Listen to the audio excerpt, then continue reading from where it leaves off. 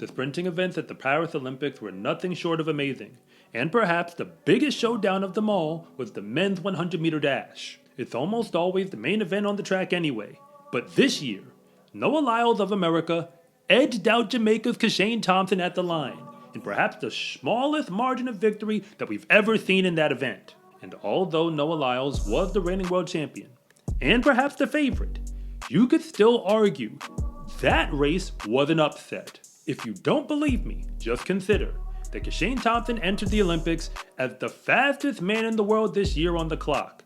And beyond that, Oblique Seville of Jamaica was also there in the final. And he has beaten Noah Lyles more than once. He did it at the Racers Grand Prix, racing in Jamaica, and again in the 100-meter semi-final. Together, they ran the fastest time of the Olympics heading into the final round. So there was very good reason to believe they were going to bring home the gold and silver medals to Jamaica. So that race definitely ended in disappointment, where Jamaica only got one medal to add to their count. But unfortunately, that performance on the fourth day of competition for a 12-day track meet was the only podium performance for Jamaica in the sprinting events. From the 400 and down, including both relays, on both the men's and the women's sides, that was it. In fact, they only had one more Jamaican athlete even make an Olympic final.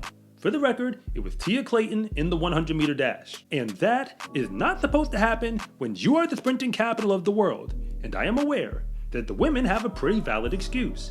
Because Shelly Ann Fraser-Price and Tarika Jackson before her, and Elaine Thompson-Herah before her, were all hurt for the Olympics. But Jamaican sprinting is way more than just watching highlights of Usain Bolt, because this is what they do, and I'm pretty sure that this Olympics is the last one we're going to see like it for a while. So as far as I'm concerned, the rest of the world should enjoy the medals that they got, because I'm pretty sure that they won't all be repeating during the next Olympics. So let's have a very real conversation about the state of Jamaican sprinting, because the Olympics without Jamaica on top of their game is kind of like the NBA without the Lakers. Of course the competition still counts, but everybody knows that if they do what they're supposed to, the rest of the world has no choice but to go faster than they've ever gone. But if you're new here, I want to say thank you for even making it this far into the video. And I'm Coach Rob, the founder of SCArecruiting.com, where I rank the best track and field recruits across the entire nation. And if anything that I say actually connects with you, it is always greatly appreciated if you would please like and subscribe. But if I don't, just let me know in the comment section, because I try to read them all. In order to understand where we are right now in sprinting, we first have to know how we got here. There's a whole lot I could say about Jamaica, but I'm going to start with this point on the men's side. In case you weren't paying attention, since Usain Bolt retired in 2017, not one sprinting man has gone faster than 9.76 seconds on the clock. The men who've gotten the closest who are in the game right now are Christian Coleman, Trayvon Bromell, and Fred Curley. They all ran 9.76, but that wasn't in 2024 or in 2023, and that is why Kishane Thompson is still the fastest thing we've seen on the clock in a good while. But from 2009 to 2015, what I like to call the Usain Bolt era, 5 men including him actually pulled it off.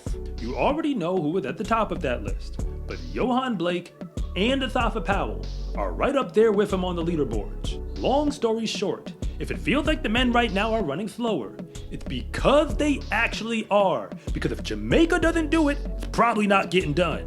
And Asafa Powell himself was actually the world record holder before Usain Bolt took the record away from him, doing it first in New York City. And from that point on, all bets were off. Because if he wanted to win a gold medal in the sprinting events, it wasn't happening as long as Usain Bolt was on the track. But you still can't give him all of the credit, because Jamaica still swept the 200-meter dash at the 2012 Olympics.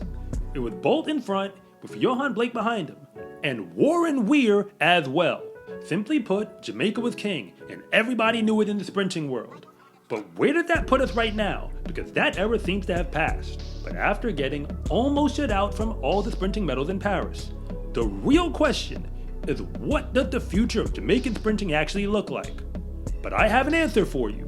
The future is already now.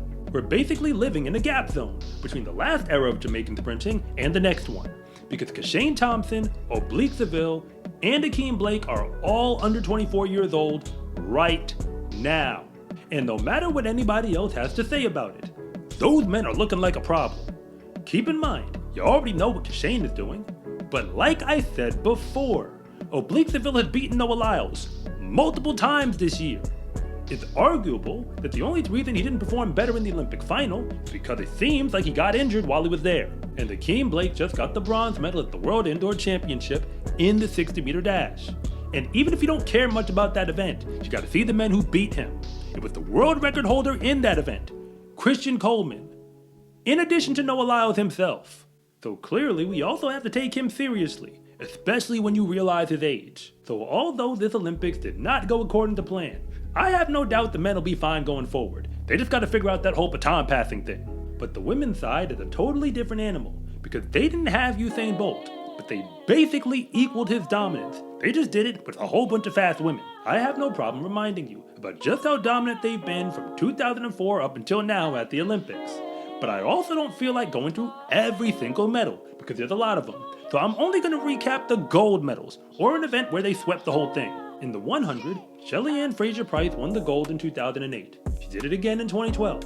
And then, Elaine Thompson-Herah picked up where she left off, doing it in 2016 and again in Tokyo for 2020. They actually got at least 2 medals in each of those Olympics, but they swept the entire event in 2008 and again on the back end in 2020. And I also feel the need to remind you that the 200-meter dash was not a whole lot different.